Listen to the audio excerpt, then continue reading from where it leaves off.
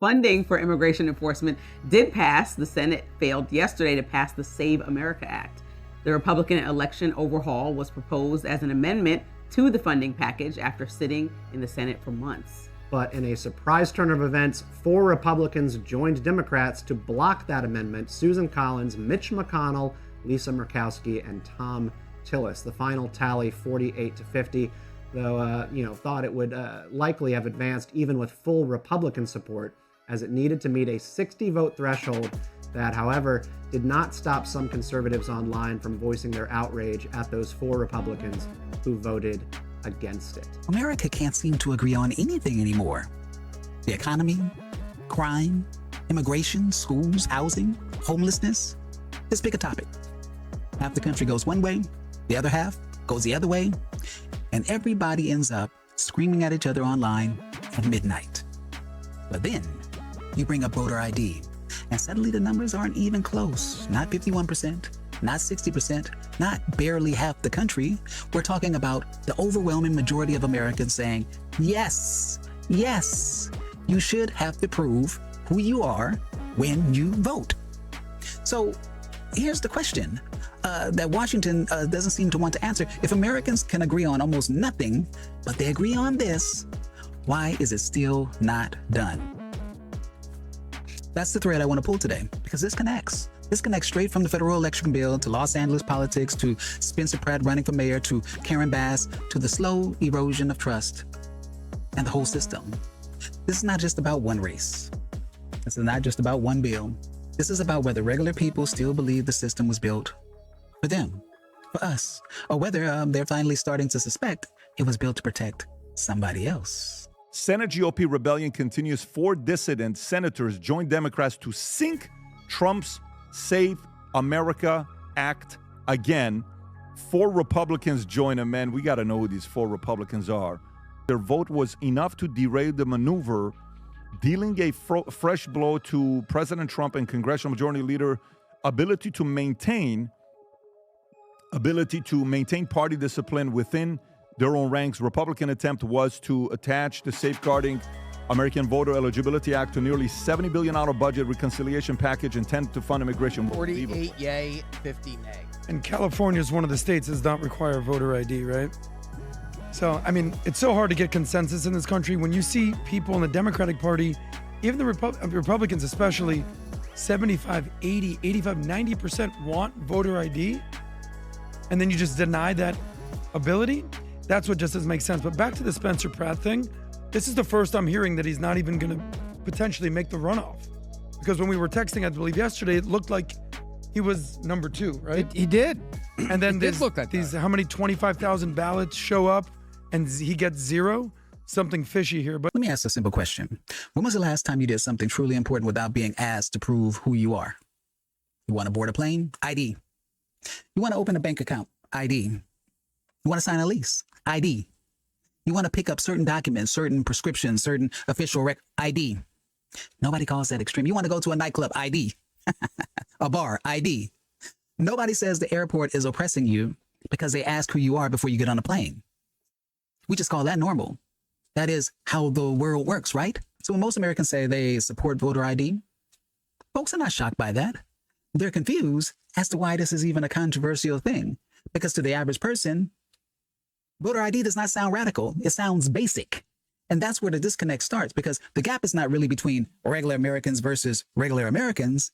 The gap is between regular Americans versus the political class that claims to represent them. Because when politicians keep fighting against something that most people, most of the public actually supports, people start asking a very clear question. Who are they really representing? Now, let me be clear. Concerns about implementation are real. There are elderly voters, sure. Low-income voters, okay. Rural voters, people who may have a harder time getting documents or updated ID. Those are real problems. But here's the part regular people understand. A serious country, America, a serious country, should be able to solve both problems at once. We should be able to make voting secure without making it impossible. We should be able to protect eligible voters without leaving the system wide open to distrust. We should be able to say legal voters should vote. eligible voters should not be blocked. The process should be simple. The process should be secure. And the public should believe the result. That shouldn't be controversial. But the fact that Washington can't even deliver something that basic tells you where the priorities really are. Because the people are not asking for chaos. We're not asking for something crazy. We're asking for confidence. And confidence is all that matters. Because when people trust the process, they can accept losing. But when they don't trust the process, every loss feels like something that was taken from them. And that's where this country is heading. Not because voters are too dumb to understand the system, but because the system refuses to do the simple things that will make voters trust it again. Now let's talk a bit about the SAVE Act, because this is where the whole argument becomes very revealing. The pitch from supporters is simple. Require proof of citizenship when registering to vote in federal elections. Tighten ID rules. Make sure only people who are legally eligible to vote are voting. To most Americans, that sounds sensible.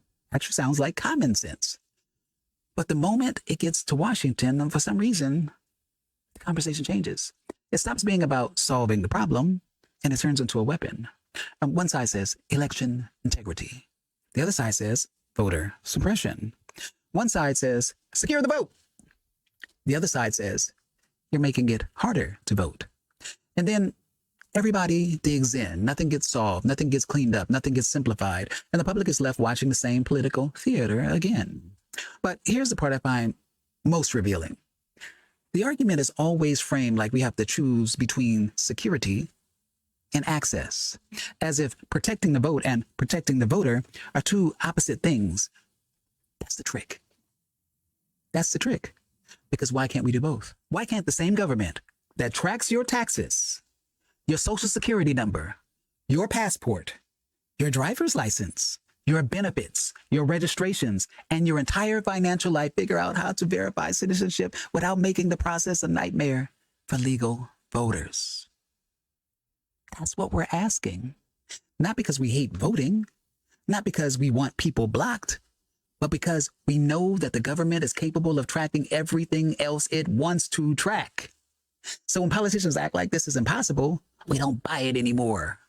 We realize something deeper. Maybe the confusion is not a failure. Maybe the confusion is useful to somebody. And that's a very, very dangerous place for the public to arrive mentally, because incompetence makes people frustrated, but strategy makes people suspicious. And once people believe the system is being confusing on purpose, you cannot fix that with a press conference. You cannot fix that with slogans. You cannot fix that by calling people conspiracy theorists. You fix that with transparency.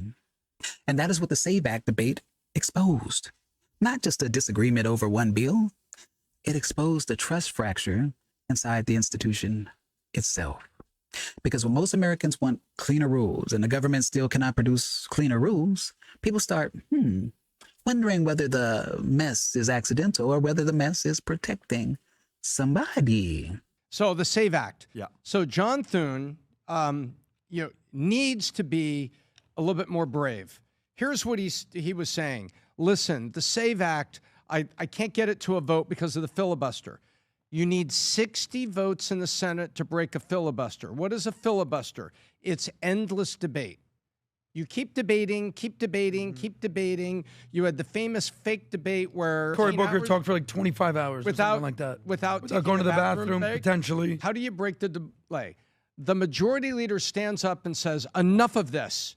We need for the American people to move to a vote on this bill. Now, the rules say you need 60 votes, not 50. You need 60. In other words, it can't just be one over the limit. So somebody's got to come with you. Well, if the Democrats don't want you to win the ultimate vote by one vote or two votes, which is what would happen in this case, they just say we're going to eliminate, which is why everyone talks about we need to eliminate the filibuster, because the filibuster is an FU to the American people who voted for people to get things done. Now let's bring this back to Los Angeles, because on the surface, Spencer Pratt running for mayor is easy to laugh at. Reality TV, the hills, the crystals, Heidi. Celebrity culture. Folks thought it was a joke. They thought it was a meme. They thought it was something to dismiss. But then something happened. He started getting real attention. He started getting real support. He started getting real votes. And the moment that happened, the tone changed. Suddenly, it wasn't funny anymore because Spencer Pratt was no longer just a celebrity running for office. He became a mirror. He reflected something back in Los Angeles that the political class does not want to look at directly. The machine is not as untouchable as it pretends to be. And once people saw that, they started watching everything differently. They started watching the count. They started watching the media coverage. They started watching the endorsements. They started watching which politicians looked a bit nervous, a little shaky on stage. They started watching which institutions stay quiet. And that's where this connects to the voter ID and the SAVE Act. Let me be precise. The SAVE Act is about federal election registration rules. The Los Angeles mayoral race is a local race with its own system and its own rules. So this is not a direct one-to-one connection. But trust does not operate on technicalities. Trust operates on feeling. And here in Los Angeles, that feeling is already damaged. People look at City Hall and they do not trust it. They look at homelessness spending. They don't trust it, and they shouldn't. They look at press conferences and they don't trust them. They look at the same political insiders failing upward year after year, and they don't trust the promises anymore. So when you add a slow count, when you add confusing updates, media narratives, and political insiders acting nervous, shaky, folks don't just see a process. They see something familiar. And familiar in Los Angeles right now is not a compliment. That's why Spencer Pratt became bigger than Spencer Pratt. He became the local version of a national frustration. The feeling that regular people like you, like me, keep being told to play by the rules of a game that was never designed for us to win. That's why this matters. It's not just about whether you like Spencer Pratt. That's what I keep hearing. I don't like Spencer Pratt. It's not about that. It's not about whether you like or support Karen Bass. It's not about whether you trust Nithya Raman. It's about whether Los Angeles voters believe the system is actually listening to them, to us. And once that belief is gone, every delay is going to feel suspicious. Every media story is going to feel coordinated. Every endorsement feels fake. Every outcome feels managed. That's the real danger. Because when people stop trusting the room, they stop believing anything that comes out of it. Third world countries have voting happen in one day. They find out who's the leader. But this is the Chris Cuomo party. Remember the debate we had with Chris Cuomo? He's like, no, you shouldn't have voter ID. They're not even hiding it. And then now you wonder why, Pat. People are sit back and like, no wonder why the border was wide open. You import all these people. You don't have to check where the votes are coming from. Just send them in. There's zero integrity, open border. You make your state a sanctuary city. Now I want to talk about what actually happens when people stop believing in the system. Not in some dramatic movie version, not people storming buildings, not some huge overnight collapse. I'm talking about the quiet version, the everyday version. People stop voting. Not because they're lazy, but because they decide it doesn't matter. People stop going to city meetings, not because they're uninformed, because they believe the decision was already made before the meeting started. People stop holding politicians accountable, not because they stopped caring, but because they got tired of caring and watching nothing change. That is what a trust and collapse really looks like. It's not always loud. Sometimes it's silent. Sometimes it's just people checking out. Sometimes it's people saying, what's the point? And Los Angeles is already dealing with that. LA has struggled with low voter turnout for years because people are tired. They're frustrated. People see billions spent on homelessness while the crisis still looks out of control. They see corruption scandals practically every week now in the news. They see insider politics. They see politicians survive failure after failure like Karen Bass. She would get fired from McDonald's, but yet here we are. And after a while, people don't just want to blame one leader. They start blaming the whole system. So when you layer election distrust on top of that existing distrust, you're not creating a new problem. You're pouring fuel on a fire that was already lit. This is why voter ID matters. Not because voter ID fixes everything. It doesn't. But voter ID done right is one piece of the puzzle of rebuilding confidence. Because a system that can be clearly explained, clearly verified, and clearly trusted gives people something solid to stand on. And right now, Los Angeles doesn't feel solid. Right now, America doesn't feel solid. The foundation feels crushed, cracked. And people in charge keep acting like the problem is the public noticing the cracks. No. The problem is the cracks. The Spencer Pratt story, as I keep saying, is not really the story. Karen Bass is not the story. The Save Back debate, not really the story. The story underneath all of them is this. The public is tired. We are tired of being managed. We are tired of being told, don't ask any questions. Keep your mouth shut. We are tired of being told, trust institutions that have not earned trust. We are tired of being told that basic transparency is somehow dangerous. Because when trust dies, every election looks suspicious. Every delay looks planned. Every excuse sounds rehearsed. Every result feels like it came from somewhere above the people and not from the people. And that's a dangerous place for any city to be in, especially Los Angeles. So, I did not make this video to tell you what to think about Spencer Pratt. I did not make this video to tell you voter ID will magically fix democracy. I did not make this video to pretend one bill solves every problem in America. I made this video because the same question keeps showing up everywhere. From federal election bills, to Los Angeles politics, to the mayor's race, to homelessness spending, to voter turnout, to the way the media covers outsiders. The question is still the same. Who does this system actually protect? Because when most Americans want something basic, and Washington still cannot deliver it, when a reality star gets real votes and the machine starts acting shaky and uncomfortable, when a city burns through billions, while the crisis still is growing, when voters are told to trust the process, they no longer understand something is broken. And the answer is not apathy. The answer is not blind outrage. The answer is what you're doing right now. Paying attention, asking questions, refusing to be managed. Los Angeles has an election. America has a decision. And the machine is counting on you to get distracted before you make it. Don't.